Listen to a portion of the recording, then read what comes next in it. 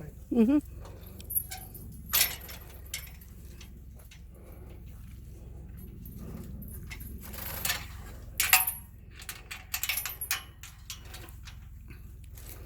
As y'all can see, we have had some rain, northeast Tennessee. The video just cut off and I cut it back on again, but what we're doing today is going for a walk. Today's Tuesday. It's late Tuesday afternoon, and Steve's going to tell you in his words his experience of why This is a new one, or this is... why we're doing what we're doing. It cut off, so I started over. Wow. So so that y'all can get to know us. We watch a lot of other videos, and just about everybody that we watch, no offense, it's just the way they do it. They record themselves a lot and they talk a lot, which, you know I talk a lot, but I want y'all to see what we're seeing and experience what we're experiencing as much as you can. But what we find is a lot of people, and I'm one of those people, you like to know who you're watching, and you like to know what brought them to this point, and you like to know, why are these people doing what they're doing? Because basically you pay a lot of money to buy this equipment, whether you get it on sale, whether you buy it at Walmart, where you take 6 months off work, or whether you're retired. This is not a cheap thing to do, to be homeless, to be miserable, to sleep in the rain and the snow, to walk 8 to 10 hours a day. So the first question people want to know is why? Why would you leave the comforts of your home? Why would anybody do this? This is not camping. This is backpacking. This is hiking. That is a huge deer. Oh, maybe it's a cow. Okay, so I'm going to let Steve go first and tell you in his own words why. So, to start it all... And your video. Okay, so not yourself, but... Okay. A pretty nice tree. So, as we walk, I come home from work, and Charlotte says, if I wanted to do something, would you do it with me? I said, sure. Of course, I was thinking, go to the store. And she said, great, I want to walk the Appalachian Trail. Well, I knew what it was, and I figured she didn't know what it was. And I said, what? And she said, I want to walk the Appalachian Trail. I said, okay. So that's pretty much said and done. We're going to do it. However, we knew that this is just not who we are as far as hiking, walking, carrying a bunch of stuff, sleeping in the woods. So we knew that the Lord was dealing with us, and it had to be Him. And He began to give us a love for it. And as we started talking about it seriously, where are we going? Let's just go down. Okay. So He began to give us a love for it. We began to consider it, and we were in a place to where a change was very possible. At the time, we were going back and forth between Baton Rouge, Louisiana, and Sevierville, Tennessee. And the timing just worked out. So over the next 2 years, which we didn't think it would be 2 years, but over the next 2 years, we walked some on the trails around Tennessee. And I mean walked some around the trails, not hiked. And we started watching these videos. And our love for the trail became more and more. And as other things happened, we just went through a whole change in our life to where we ended up selling the house, putting stuff in storage. And quite a few of you who are watching know us and know our story. But it grew and grew to the point of about, well, October of 2019, we became officially homeless and happy. And we've had some people who have offered us their home for amounts of time. We visited a few people. We thank them all very, very much. And that's where we are now. And the trail is coming up. We planned for February 29th, but it really looks like the closer it gets here, we're just ready to get started. And there's two thoughts on it. There's some people who think you got to train a lifetime. You need to be in shape mentally, physically, emotionally, financially before you go, especially emotionally and physically. And some people train for years. Our thoughts, as most of you that know us, are like day one on the trail can be the same as day one of training. If you're going to train, as Charlotte said this morning, you can go to the football stadium and you can run up and down the bleachers every day for 6 months. But when you walk out on the trail, you're actually using different muscles. It's a total different exhaustion. So yes, you can be in shape, but is it in shape for the trail? And that's the whole purpose of most people with the trail. They're one, walking stuff off, and two, are we going back this way? I was just gonna walk down here for a minute. All right, it's just getting muddy. Oh, The okay. So anyway, as you walk on the trail, if that's your training ground,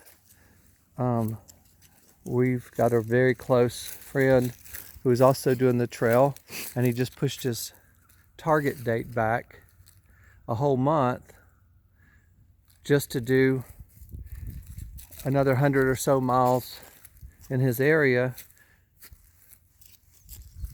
to train for hills, because his first hill where he's going to start is going to be uphill.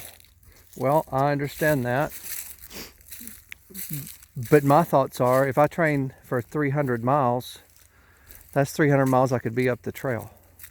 So our thought may be wrong, but for us, we feel it's right that our training is our adventure.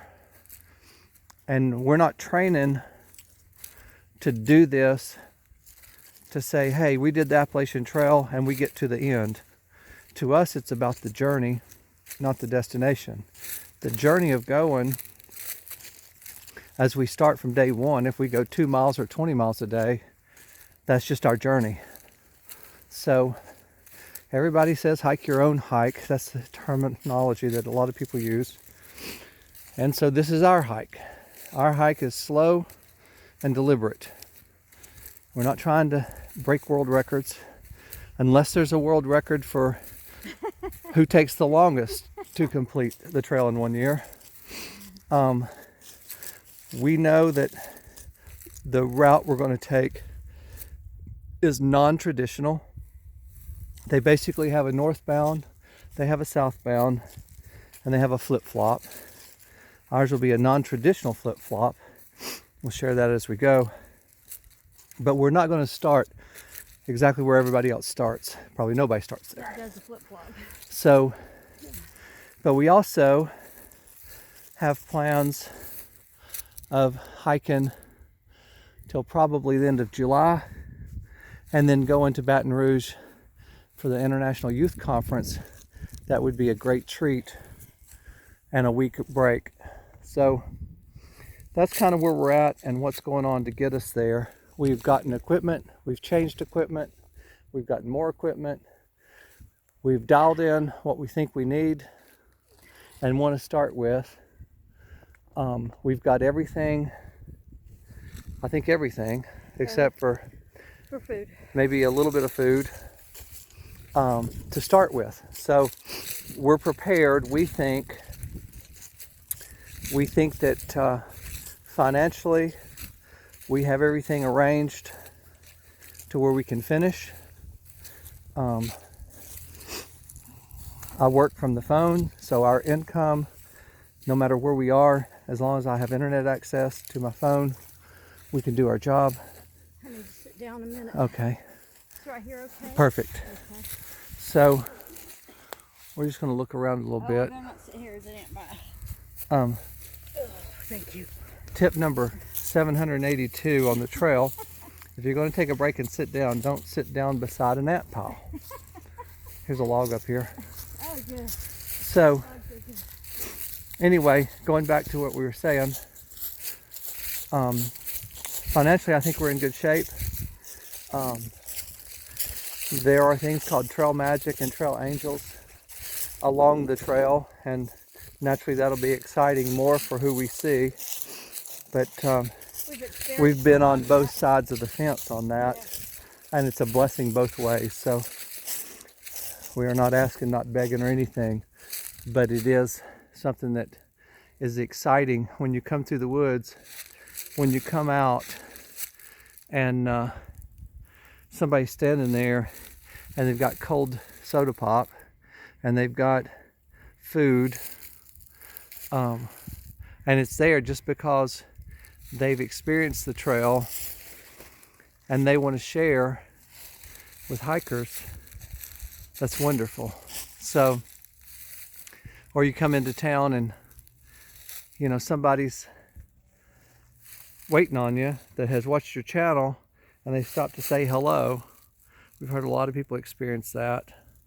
And so anyway, hike hugs. I'm looking at this. Yeah, we heard one guy today that he counted, he got 3 hugs.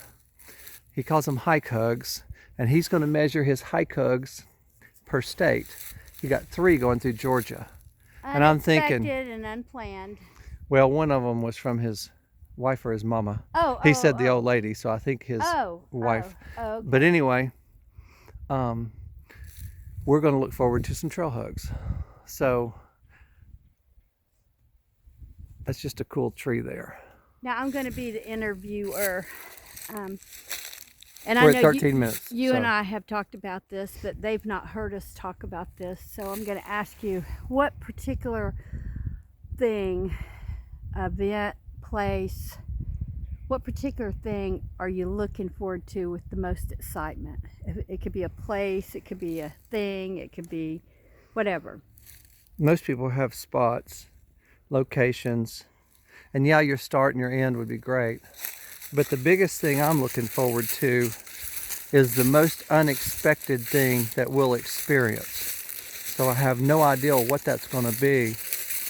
A lot of you that know us know that we just are led by the Holy Spirit, and we're amazed at the people that the Lord puts in our life and in our path and what comes out of it. I still recall just going into a random Waffle House, and as we walked in the door, some little old lady stopped Charlotte in the doorway and just stopped her and grabbed her arm, and they just started having church for 20 minutes in the doorway at Waffle House. Nobody could get in, nobody could get out.